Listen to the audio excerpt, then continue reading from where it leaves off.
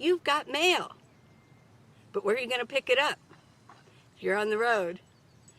If you're already a nomad, you've already probably got it figured out. But this is going to be for people who are still in their homes and thinking about it and need to get ready for it. So this is going to be a very important video for you.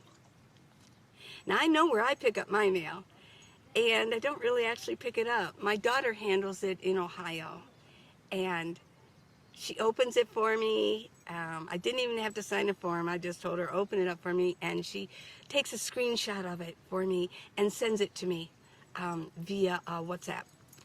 So if it is something that she has to send to me, she does send it. Hopefully I'm near my children if she needs to send it. But I know how to get it in other places too, and I'm going to talk about that. So now, where do I live? What is my domicile? What is a domicile and what's a residency? Well, you have to have a domicile. Technically, residency isn't the same as domicile, but they get interchanged all the time. Like right now I'm residing in Arizona, but that's not my domicile. I'm just residing here. But a lot of people do consider it your residency. So for my purposes, I'm going to interchange them. I'll probably just call it domicile though. Domicile is a state in which has authority over you. Yikes. They have authority over you. You follow their laws. Your domicile is in the state where you follow their laws. Your driver's license is there, your vehicle registration, your income taxes are determined in your domicile, your voting, the laws that you follow. Your domicile also is going to determine your health insurance. Now, if you're retired and you're on Medicare, if you're 65 and over, you can get health insurance anywhere. Medicare is all over the nation. But if you're younger than that and you're not getting Medicare yet, your domicile state is going to be important because of your health insurance. Your mailing address, is it going to be in the same state? It could be a mail forwarding address. It could be a P.O. box. It could be your family and friends if they're handling your mail. Now, are they interchangeable domicile where you live, your residency and your mailing address? No. They can be. Yes, they can.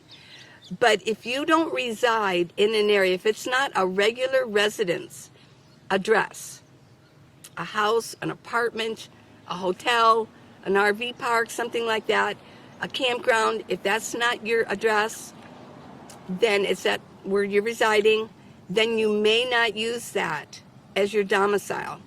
And what changed that was the Real ID Act. When the Twin Towers were hit, the politicians got together and decided that we needed, and they too, needed a one nation ID. It's called the Real ID. I have mine. They will only send it to your house. They do not give it to you like a regular license where you go to get your driver's license and they hand it to you before you leave. There's a lot more involved in going through who you are in their process of clearing you, and then they send it to you. It can take up to 3 weeks, maybe even a month to get to you. When I got mine, it took a good 2 weeks to get there. And it was at my daughter's, and that's where my domicile is, and she handles my mail. So, but those domicile and mail address, two different things. You can have 2 or 3 different mail addresses, really. I mean, you could have a mail address, a P.O. box in Arizona, and then you could also have one in Nevada. You have bought a P.O. box that you can pick up your mail there. But we're going to talk about that. First, I'm going to talk about domicile. What you choose as your domicile is a big decision. It's one of the biggest decisions you're going to make as a nomad because there are so many factors involved in it. One consideration of which state you choose as your domicile will be the economic factors. Which states collect income tax and which ones don't? Which states collect sales tax? And that is a big factor if you're going to buy large items, because there's going to be a lot of sales tax on that, like just a large item. And also pension for income tax. There are states who collect no income tax, and that's South Dakota, Texas, Florida, and Nevada. But there are other states that don't collect retirement income, and like for your Social Security, and that encompasses, you'll have to look that one up. But there are states other than those that they collect income tax, but when it comes to Social Security, they don't collect it. But you also want to look for pensions taxes, and also tax that they might collect on investment income. So those are going to be big factors for you if you want to look at the economic consideration. Now, another economic factor is your vehicle. How much do they charge for vehicle registration? Do they perform emissions? And is it every year that you have to go back to that state every year to get your emissions test? And then you would also have to get your registration, because a lot of states you can register your vehicle right online. But how often do you have to go back for your driver's license? And also auto insurance. There are states that have high auto insurance. I know when I was in Arizona, before I went to Ohio, I had my auto insurance, and that was just basic, was high, and I didn't even know it till I went back to Ohio. It went way down in Ohio. They probably have just more accidents. There's more transients here. They have more accidents. So certain states charge more for insurance. And what you can do is call your insurance company and ask them what they charge if you were going to move, you were thinking of moving, and what they would charge if you moved to that state. So also under the economic heading of things to consider, how about medical premiums, medical insurance? If you're going to get a commercial van and you're going to convert it into an RV, you need to check the state insurance, the state laws of that state, because each state is different, whether they will charge you an arm and a leg to transfer it from a commercial van to an RV, because commercial is very expensive. A jury duty, do they let you go on jury duty? I've never had to deal with it yet. Yeah. I'd probably just call them and tell them I'm not there. But yeah, my daughter would get the mail. But if you were in a state and let's say you only got your mail like once a month, you only had them forwarded once a month, there's another thing to consider. Banking. If you belong to just a local credit union and that's where you've done your banking, that might make it kind of hard, unless you can do it totally online. I do all my banking right online. I use online banking exclusively. So I went with a national bank that's nationwide instead of a small credit union. Location, location, location. Yeah. Okay, let's talk about my situation. And a lot of nomads, we're mostly in BLM area. A lot of us are in Arizona, Colorado, New Mexico, Nevada, Oregon. We're near where there would be BLM land, because on the east, it's not there. Because, it's populated, and BLM land is land that can't be used for anything else. It's not been developed or anything. So what about location? Now, what happens when I have to have my license renewed? And I'm over 65, and some states, they require us, who they think our eyes are so bad. But once we hit 65, our eyes are going to go bad. So we have to go like every couple years. And I don't know, some states maybe even every year, who knows. But so now next year, my license and registration I can do right online, but with my license, I'm over 65. I guess I have bad eyes. I have to go to Ohio. So next year at this time, I'll be in Ohio getting my new license, and because it's a real ID, I'm just going to hang out there for a couple months and be with my family. So that works out for me, because I would want to see them anyway. I could get my domicile in Nevada, where most of us nomads have it, because it's so easy. And the location is good, and the taxes are good, and things like that. So really, Nevada, I mean, I kind of follow, in a lot of ways, I follow what Bob Wells says, and his is in Nevada, and Carolyn's RV Life, I mean, she's in Nevada. Yeah, a lot of these veterans are in Nevada, and so it's a good thing. I figure if it's good for them, it's going to be good for me. But I do use Ohio because that's where my daughter is. And I know that she can open my mail. I trust her. Will she get tired of doing my mail? Nah, she won't. I mean, we're like peas and carrots. We're really best friends. And so she will handle my mail. She will make sure that, you know, things won't get thrown away. And she knows me so well. She kind of knows what's good and what's bad. And if she's ever in question, she sends me, and I usually tell her, put it through the shredder. Okay, so I do have to go back to Ohio, but that's because I want to see my family. You might not want to travel so far if you don't have family there. So yeah, you want to think about location, and location is where you mostly hang out. And it's probably going to be in Arizona and Nevada, New Mexico, Colorado, Oregon, you know, Idaho, you know, places like that. A lot of people, we'll talk about the South Dakota thing. They've got it down pat. It's almost like you go through an assembly line. You pull in, and within a day, you are a resident of South Dakota. But location, it's a bad location. And so a lot of people don't want to use South Dakota because every 5 years they got to drive up to South Dakota. They don't want to spend a lot of time in South Dakota. And personally, the winters in South Dakota, whoa. Yeah. And then the summers, actually, I checked it out. It's really hot in the summer in South Dakota.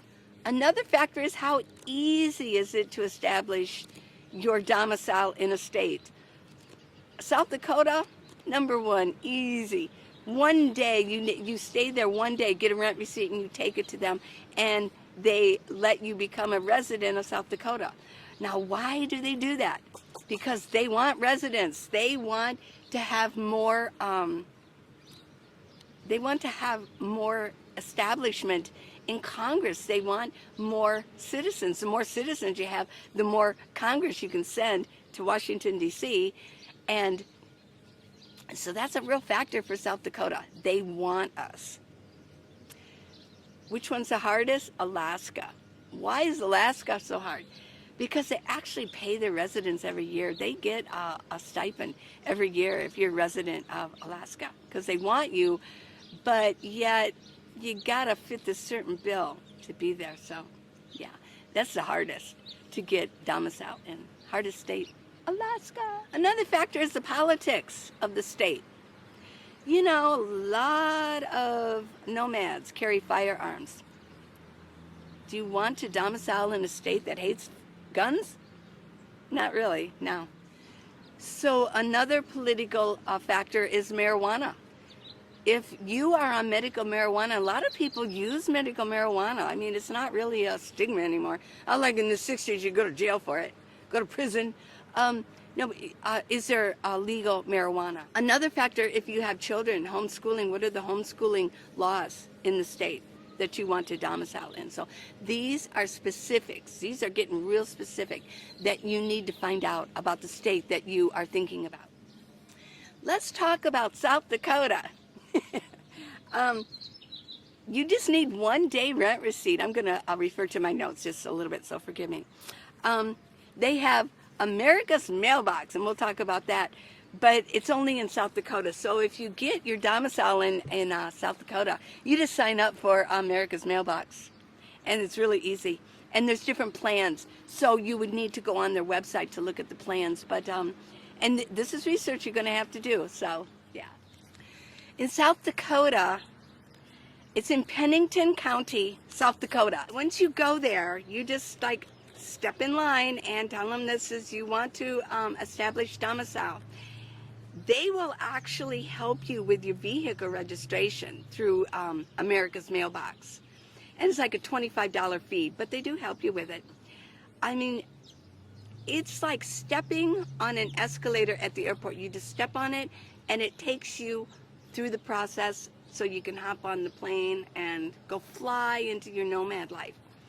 Everything is there for you. It's like, I don't know, some of you go down to Mexico below Yuma to get all of your teeth fixed. It's a good deal. But when you go in there, it's like going through an assembly line. A dentist comes in and checks it and tells them, she needs this, she needs this, she needs this, and they all just start doing their thing, x-rays, and send you out to this room and send you to this room. And if it's going to take a few days, they have a hotel ready for you, and it's a good system. And then you can come back to America with good teeth. Yeah. So, and I went down because it's below Tucson. This is another side note. I used down in Nogales, because I didn't want to go all the way, but it's a pretty good deal to get caps and everything. So, and a lot of nomads use that. And that, which is another factor for location. If you want to get your teeth, you're going to be in this area. Why do you want to go up to South Dakota to get your teeth fixed? Or if you're going to be spending time in the Southwest as a nomad and in those states, going to South Dakota, yeah, you got to go there every once in a while to establish yourself all over again, get your license and registration, things like that. Okay, so back to South Dakota, specifically South Dakota. Okay, so they help you with voter registration, where to go. They've got all the information that you need, and they show you where to get your license. You can get your own vehicle registration. You just have to go yourself, but they can help you if you want them to. They're willing to do that. Let's see, what else do they help you with? Vehicle insurance. It's right there. You can sign right up, right in Pennington County. And they've got like little stations, you know. Yeah, I've never been there. And they have you fill out a form that you get jury duty exemption.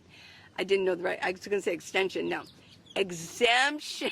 You get jury duty exemption because you're nomad, yeah. So if you're willing to go to South Dakota and go there, and I don't know what their limit is on how long you can have a license before your driver's license before you go back. You know, South Dakota sounds like a pretty good deal. If I didn't have my daughter to do my mailing, I probably might do that, or Nevada. I do South Dakota and Nevada. You know, there's a lot of things to do in South Dakota too. The 4 states that are most domiciled in are South Dakota, Nevada, Florida, and Texas, because they don't have any income tax. I mean, why? I personally work at Amazon on and off, so, and Ohio does have income tax. So why do I go with Ohio? Well, I mentioned, you know, it's easy for me. My daughter's there, and I want to see them anyways, so I just use that. And a lot of you do have family and friends that you use. Word of caution, though, when it comes to family and friends, they might get tired of it. They just might. I mean, it's so easy to use. They may let you, well, can I use your address? Can I use your address as a domicile? They may say, sure. But you might want to go with a different mail forwarding address so that they don't have to deal with your mail. I mean, they may get tired of doing it. They may lose something just because, oh, I'm sick of dealing with this guy's mail or this gal's mail. So I just happen to know that my daughter wouldn't. And I would do the same for her. We would just do those things for each other.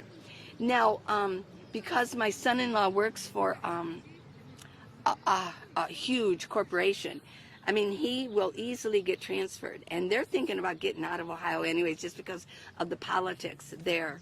You know, he's still got things, DeWitt is the governor, he's still got things all closed down. And when, you know, come on. And so she said, I'm not going to, I don't want to lay my roots down here now. I was going to, but now I don't. I want to go to a more relaxed state where, yeah, where they're not going to pull some of this stuff. So, and guess what? I will travel, and I will go domicile there. I will stay with them for a while, stay in that area. You know, I got my own place to stay. I don't have to stay in their house. But yeah, so because of family, that's what I do. And I also mentioned in the beginning, I mean, there's other states that do not tax retirement income. And since a lot of us are retired, don't just worry about those 4 with no income tax, unless you work. But there are other states, Washington, Wyoming, Alabama, they don't collect income tax on your Social Security.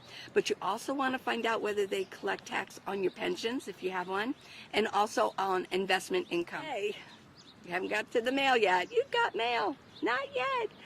Okay, so we've discussed about researching all the points to domicile in. You've got the economic, you've got the political, you've got ease, you've got proximity. You've got those things, and you've got your banking. You've got those things.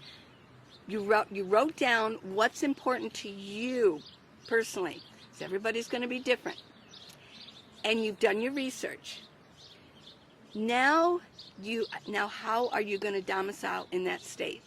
How are you going to actually do it? What steps do you have to take? Well, you need to get online now and type in documents required for domicile in blah, blah, blah, Ohio, in Nevada. Okay, what documents do you need? So when I got to Ohio, I had to type that in.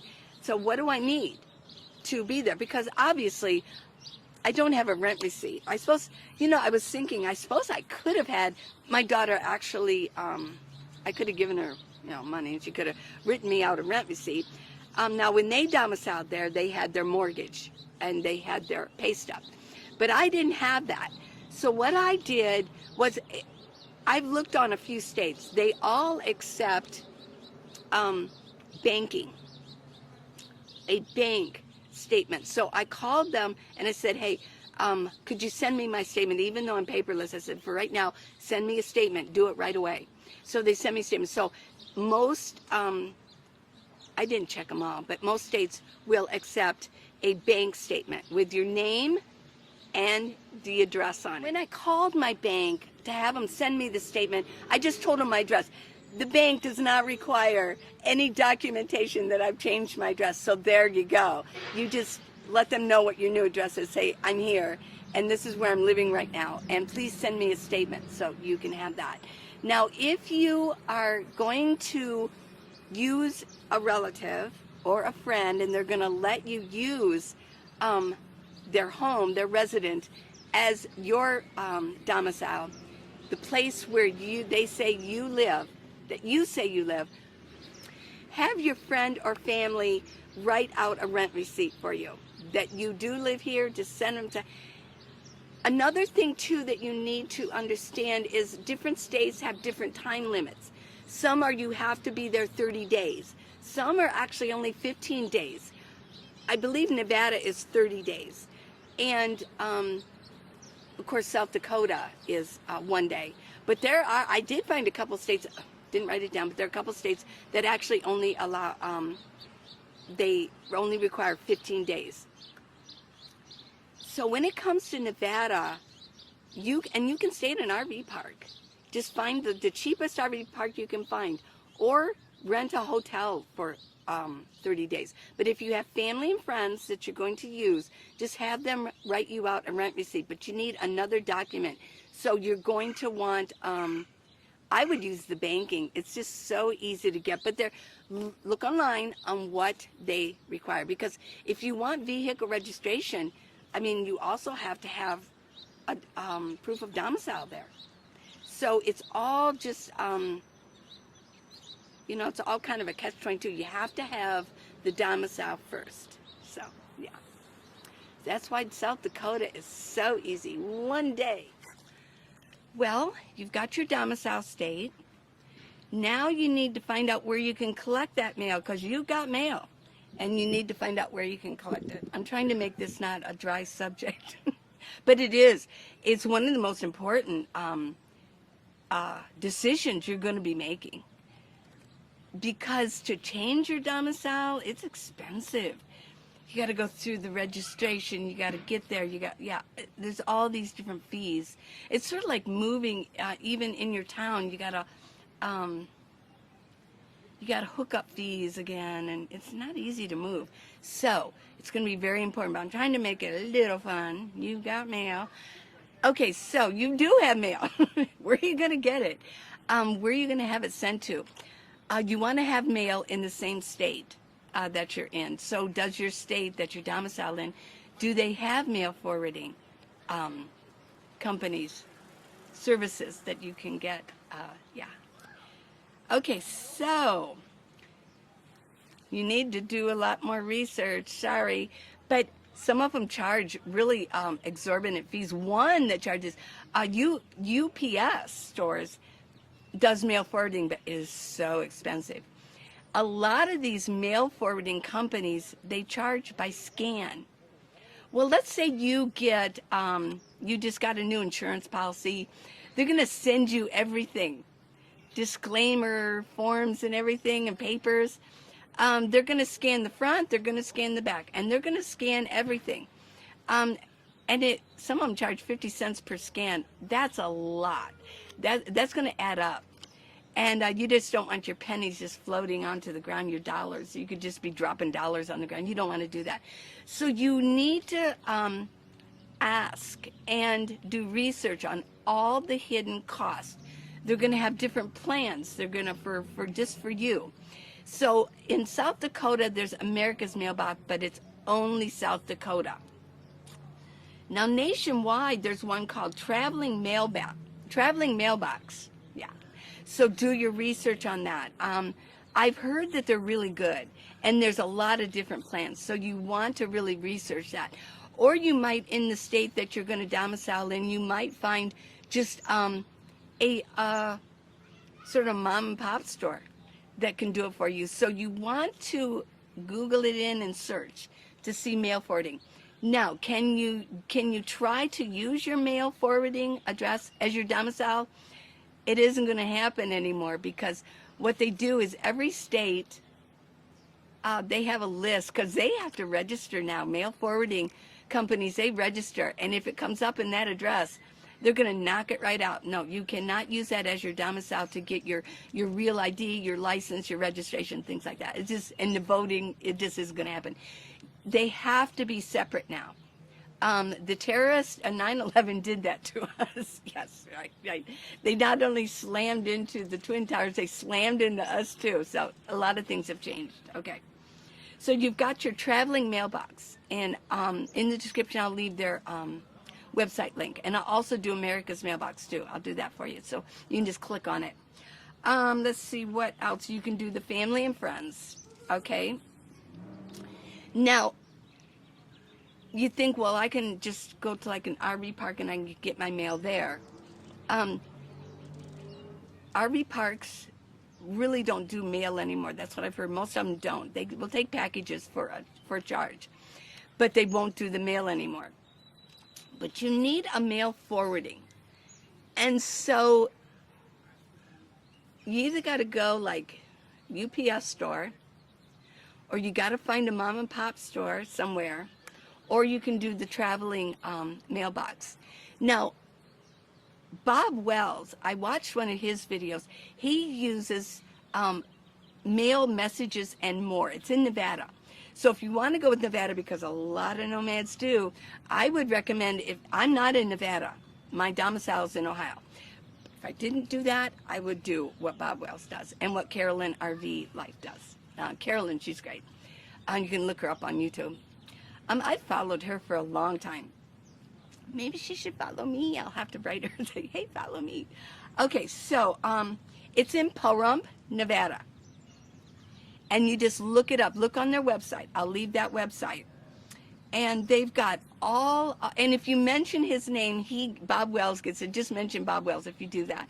And he will get like a month free or something. So, it helps out. It helps him out.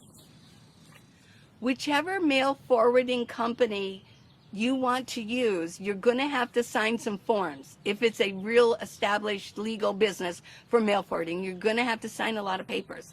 Now, you could probably do that online, but I think they're probably going to charge you. But you do have to e-sign those, or you can just go in person and sign up, because they need legal permission to open up your mail.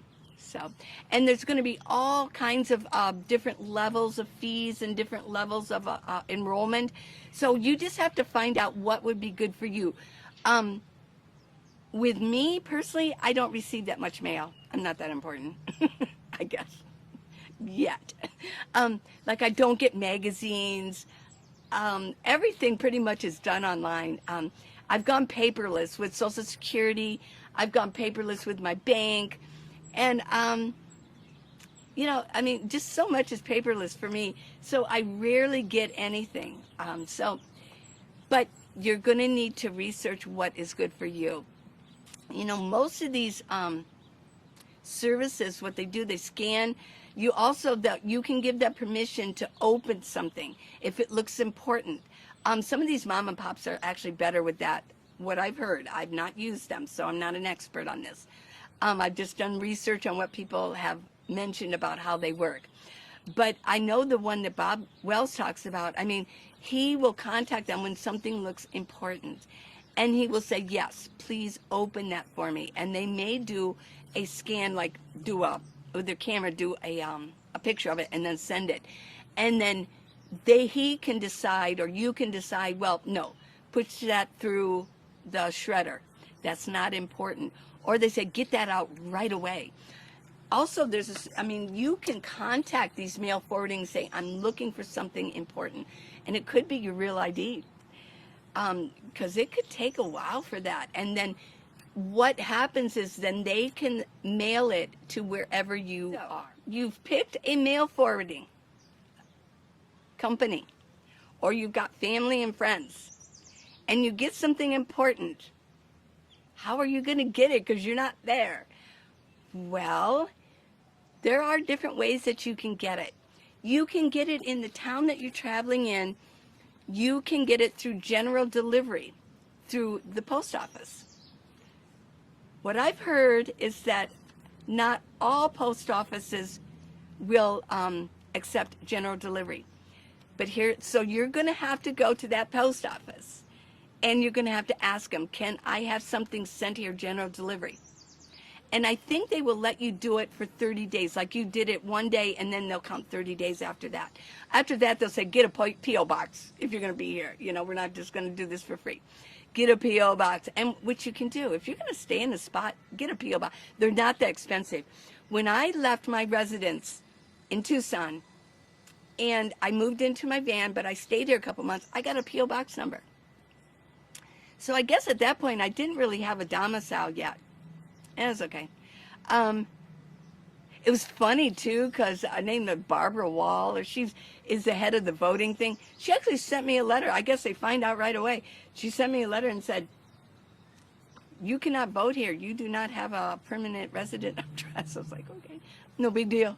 No big deal. It wasn't voting time anyways. So you can get general delivery. Now, here's what you do. You have to put your full name, first and last name, at the top.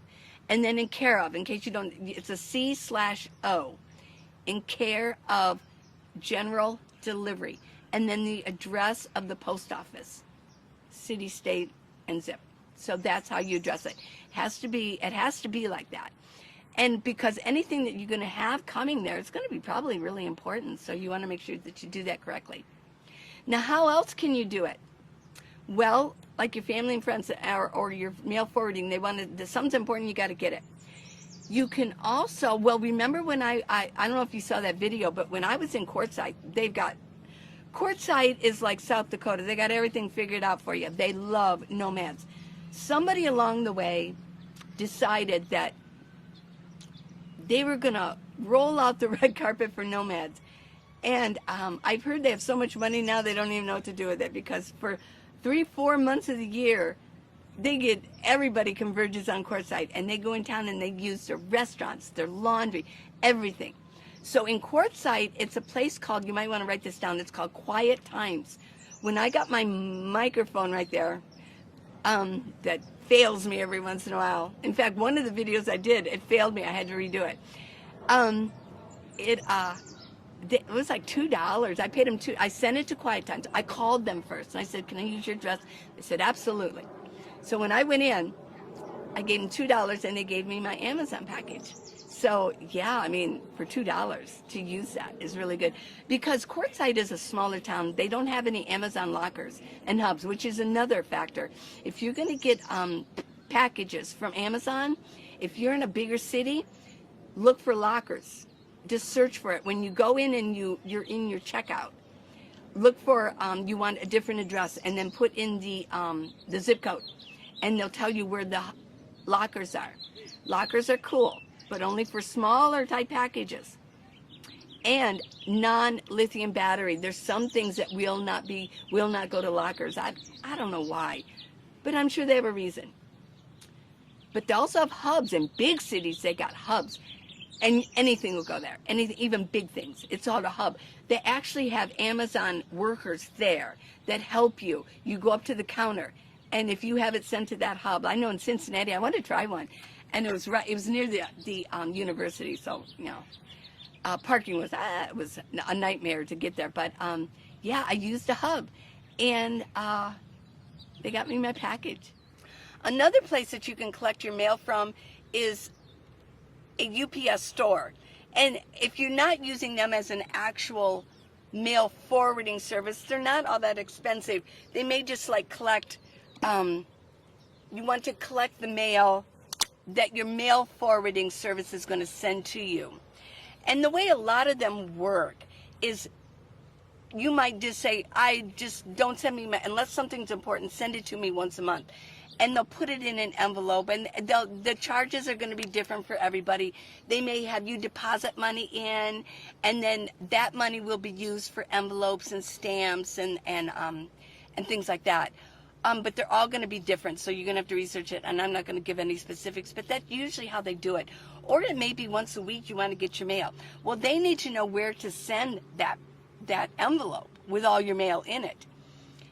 And another point, too, is they will charge you more. Most of them will charge you more to go through and get rid of the junk mail. Otherwise, they're going to be sending junk mail to you, and that's going to cost. So those are factors when you research them, how much that costs to go non-junk mail. You can also go online. I've heard that you can go online. I've never done it, but you can actually opt out on junk mail. Whether that works or not. You know, on emails, a lot of times I'll say, I want to unsubscribe. I don't even know how you got my email address. It doesn't work. I still get email from them. It's like to go through that over and over again. So I'm not sure if that actually works. You can let me know in the comments if you've done that and that actually does work. Okay, so back to getting your mail. You've got mail. Now, where are you going to go pick it up? You can use research. If it's a small town, you can kind of ask around, where can I pick up my mail? Just like I did in Quartzsite. Where can I pick up? They said Quiet Times. Go to Quiet Times. So I did. So go to Quiet Times. And then, if you're in a larger city, you can just call the UPS store and say how much you charge, and I'm going to have somebody has something sent, and just use their address. Tell your mail forwarding, this is where I am, and this is where I want you to send my mail. As far as family and friends, you can just let them know and do the same thing. You can go general delivery, you can go mom and pop stores, you can go UPS store. So there you go. That's pretty much how your mail is going to work.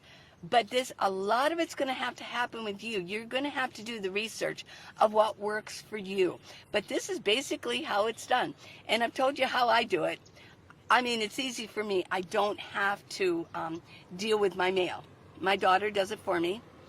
I don't have to worry about whether she's going to do a good job for me. So if you really trust somebody like your mom, your mom and dad, they're probably not going to screw you over and just say, oh, I'm sick of doing this.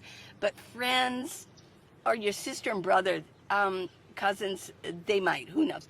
They may let you use their residency, though, as a domicile, so you can use that. And then what you can do is they can write you out a rent receipt, and then you can also go and call your bank or your insurance company, switch over your insurance, and then they'll send you something, and you can take that in.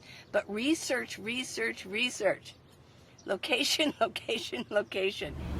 I want to show you one of the Amazon lockers that I use often.